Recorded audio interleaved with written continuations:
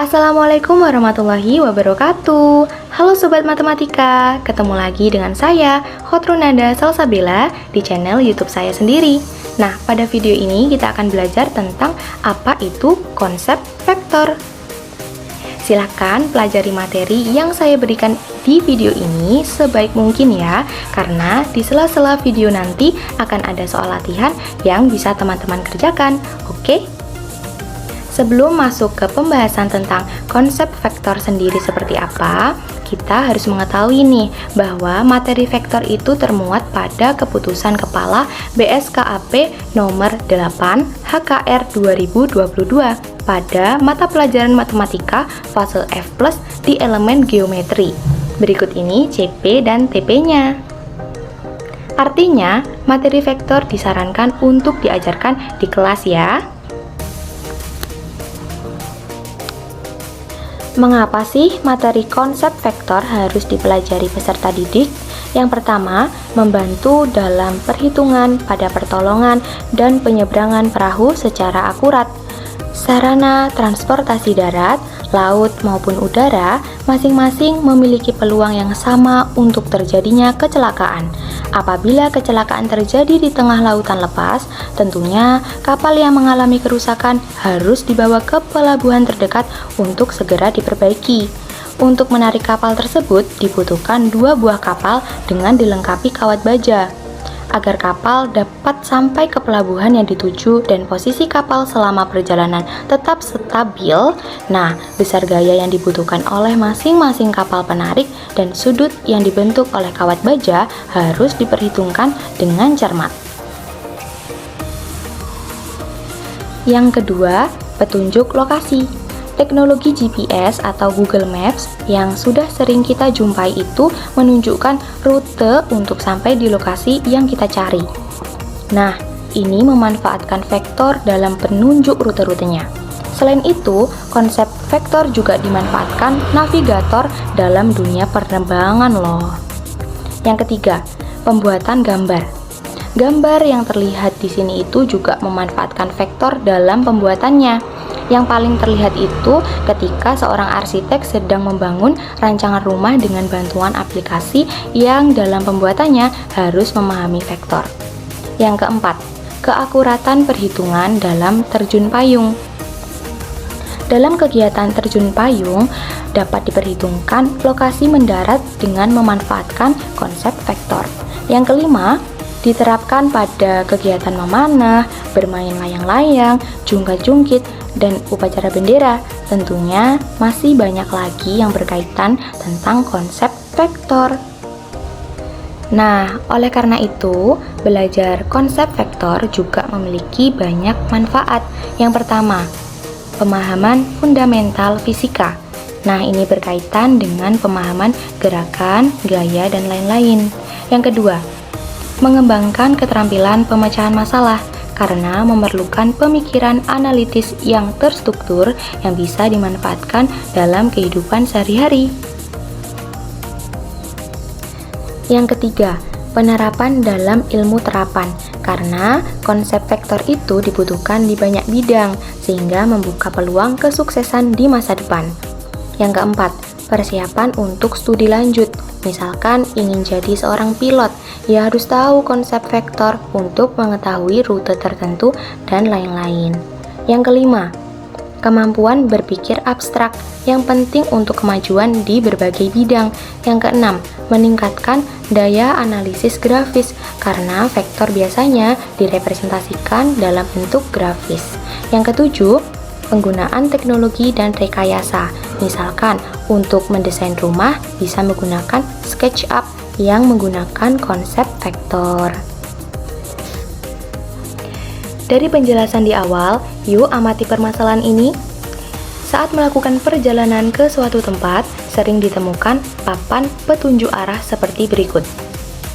Untuk sampai ke tempat tujuan, pengguna apalagi pengguna jalan ya, harus mengikuti arah yang ditunjukkan dan menempuh jarak yang ditentukan. Artinya, dalam kondisi ini ada dua hal yang harus diperhatikan, yaitu jarak dan arah. Nah, misalkan nih, kita ingin pergi ke Marwah Tirta and Resto. Kita bisa memanfaatkan Google Maps untuk melihat seberapa jauhkah lokasi ini dan lokasinya itu terletak di mana. Misalkan Google Maps langsung memberikan hasil sebagai berikut. Nah, dari rumah menuju ke lokasi tujuan, itu kita diminta untuk pergi ke arah timur.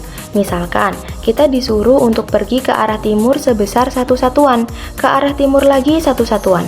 Terus seperti itu hingga ke lokasi tujuan. Maka secara tidak langsung, rute yang terbentuk adalah sebagai berikut. Nah, dari sini kita sudah memanfaatkan konsep vektor loh. Dari ilustrasi tersebut, vektor itu apa sih? Terus, jika digambarkan di ruang dimensi 2, bentuk vektornya itu bagaimana? Kalau di ruang dimensi 3, bagaimana?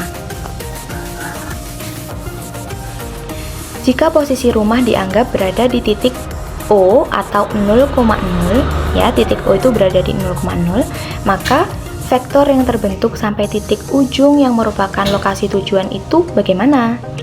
Terus, ada berapa kesamaan vektor yang terbentuk dari rute ini? Nah, pertanyaan ini itu akan dapat kalian jawab jika kalian memperhatikan penjelasan berikut ini. Kita langsung aja ke materi konsep dasar vektor. Pada video ini, kita akan belajar konsep dasar vektor seperti yang sudah teman-teman pelajari di fisika semester 1. Nah, besaran bisa kita kelompokkan ke dalam dua bagian. Ada yang disebut dengan besaran skalar dan ada yang disebut dengan besaran vektor. Besaran skalar itu adalah besaran yang hanya memiliki nilai saja dan tidak memiliki arah. Sementara besaran vektor adalah besaran yang memiliki nilai dan arah. Nah, perbedaannya di sini. Kalau skalar hanya nilai saja, tidak memiliki arah atau tidak dipengaruhi oleh arah. Sementara besaran vektor memiliki nilai dan juga arah. Nanti akan saya kasih contoh untuk membedakannya. Beberapa besaran yang termasuk ke dalam besaran skalar, contohnya jarak, luas, volume, daya, kelajuan, dan lain-lain. Kemudian, beberapa besaran yang termasuk ke dalam besaran vektor, contohnya adalah perpindahan, kecepatan, percepatan, gaya, dan lain-lain. Agar teman-teman bisa membedakan seperti apa skalar dan vektor, perhatikan ilustrasi berikut ini. Misalnya, seseorang berdiri di posisi ini ya. Dia berjalan ke sini.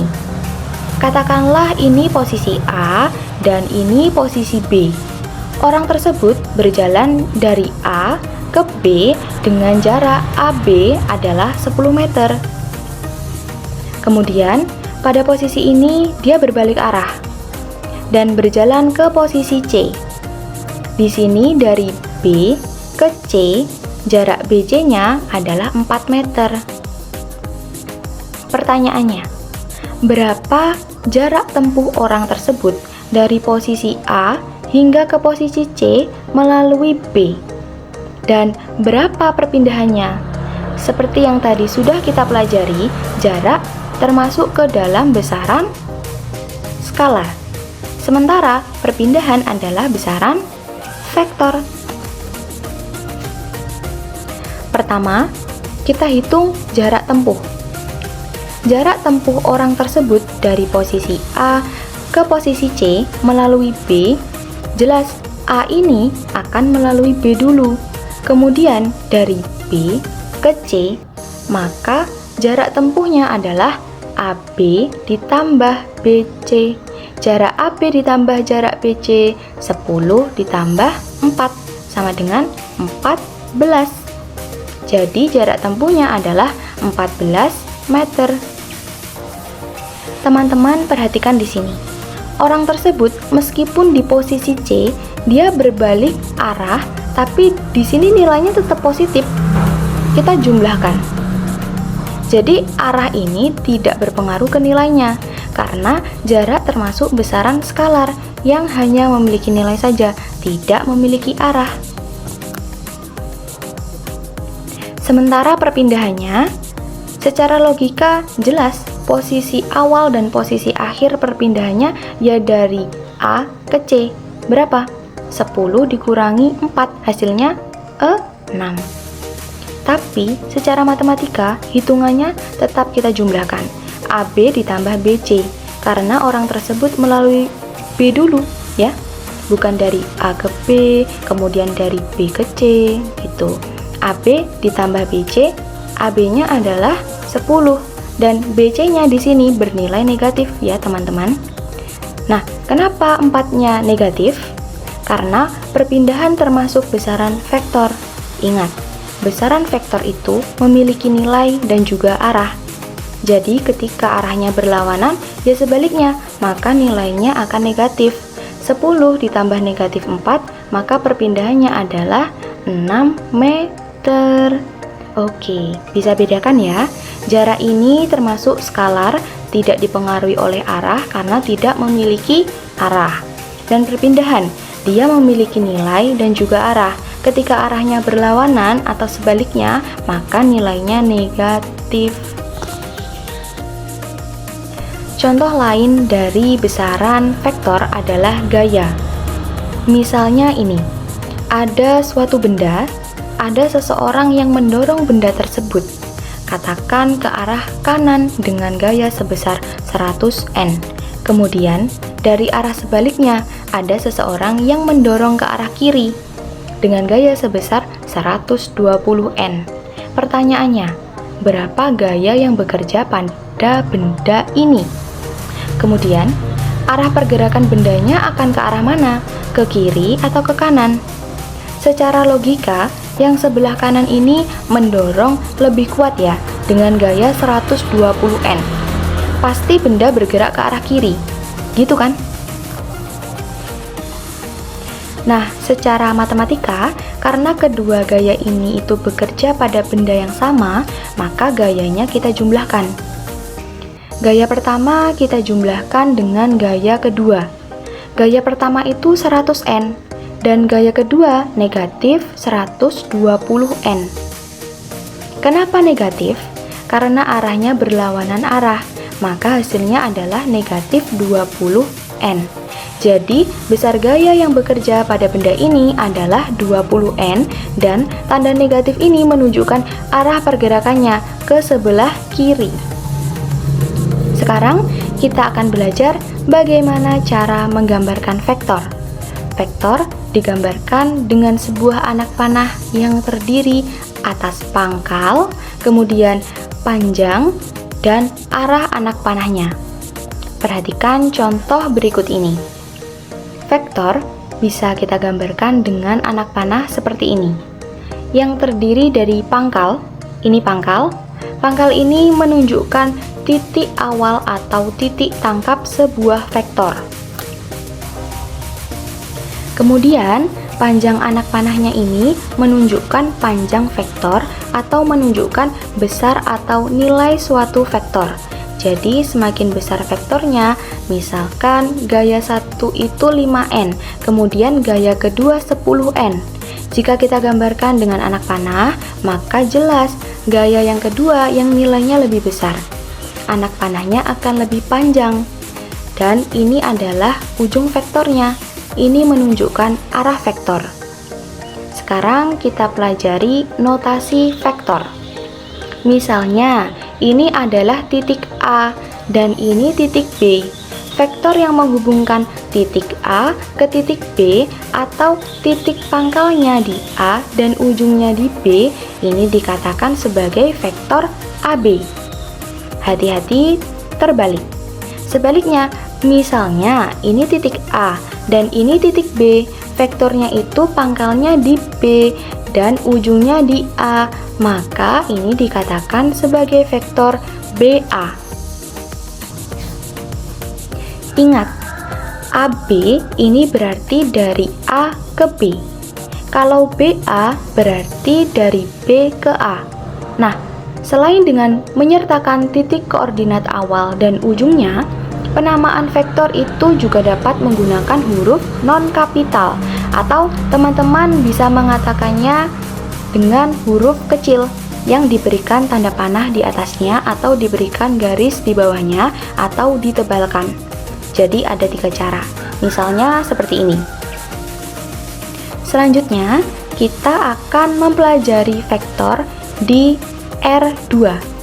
R2 ini berarti bidang vektor pada bidang X dan Y. Perhatikan vektor berikut ini.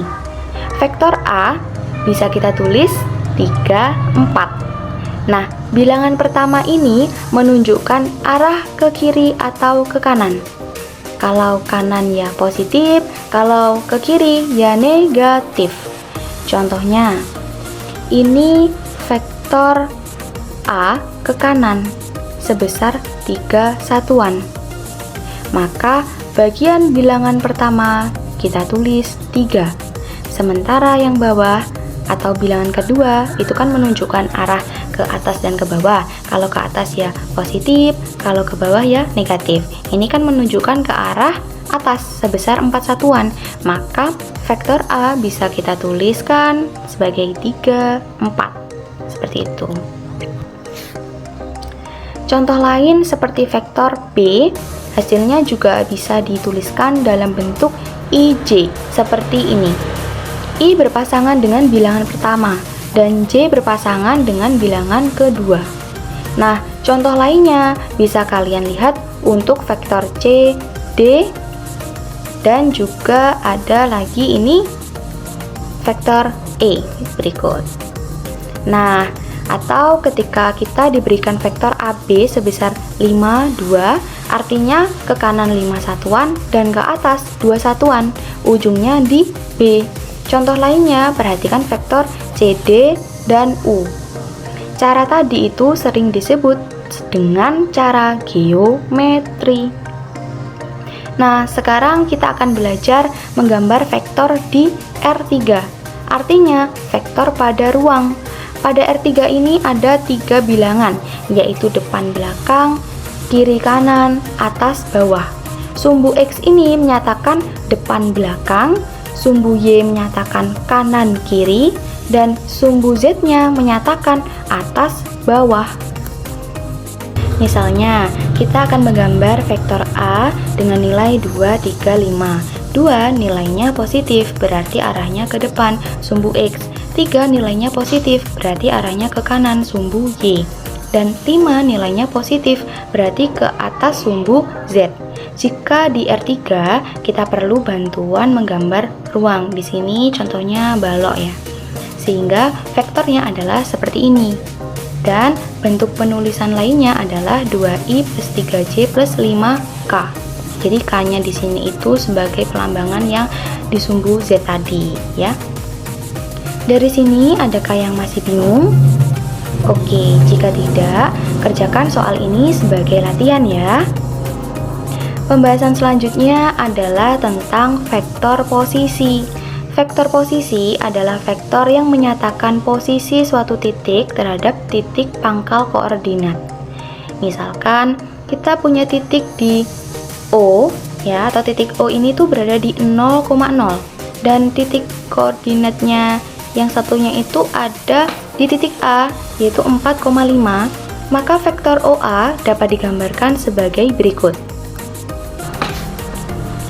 Nilai vektor OA akan 4, 5. Hal ini bisa dicari dengan cara geometri seperti yang tadi ya.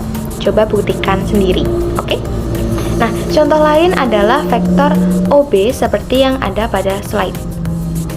Dari sini dapat diketahui bahwa jika koordinat titik PXY, vektor posisi titik P adalah vektor P sama dengan vektor OP yang isinya itu ya X dan Y untuk di R2. Kalau di R3 ya berarti koordinat titik P-nya itu ada X, ada Y, ada Z, gitu kan? Nah, untuk vektor posisi titik P itu ada vektor P atau vektor OP yang isinya ya X, Y, dan Z. Seperti itu.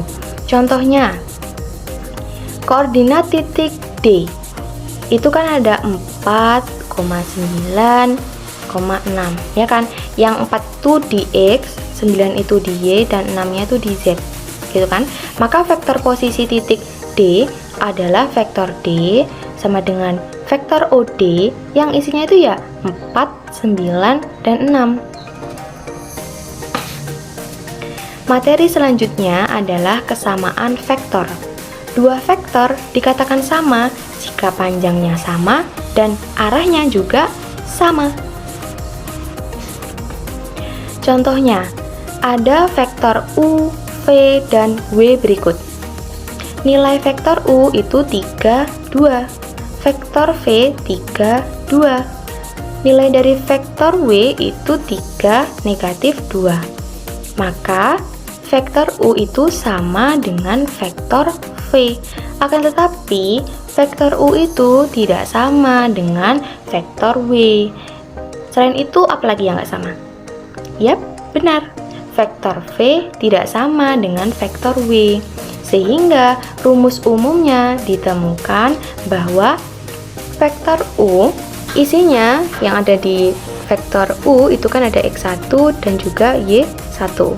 Dan vektor V itu kan isinya ada X2 juga Y2. Itu dikatakan sama jika dan hanya jika X1 itu sama dengan X2 dan Y1 itu juga sama dengan Y2. Itu ketika di R2. Kalau di R3 itu kan ada tambahan Z kan ya. Berarti itu akan sama jika Z1 juga Z2 itu juga sama, gitu kan? Seperti ini. Nah, selain cara geometri, terdapat cara lain dalam mencari vektor, yaitu cara analitik. Perhatikan permasalahan berikut ini. Komponen koordinat titik A itu ada 2 di X dan 5 itu di Y. Gunakan cara yang sama di koordinat titik B. Kemudian, untuk mencari X saja ya, itu kita tinggal XB dikurangi dengan XA. Mencari Y, ya tinggal YB dikurangi YA. Disubstitusikan nilai-nilainya, maka hasil dari X itu sama dengan negatif 6 dan Y itu sama dengan negatif 4. Maka vektor AB bernilai negatif 6, negatif 4. Dari hasil ini dapat dibuat rumus umumnya adalah sebagai berikut. Ini untuk di R2 dan yang ini untuk di R3. Bagaimana dari penjelasan materi ini? Sudahkah bisa menjawab pertanyaan permasalahan tentang rute yang di awal? Kerjakan 2 soal latihan dan soal rute tadi ya sebagai bentuk latihan. Sampai sini dulu penjelasan dari saya. Sampai bertemu di video selanjutnya. Wassalamualaikum warahmatullahi wabarakatuh.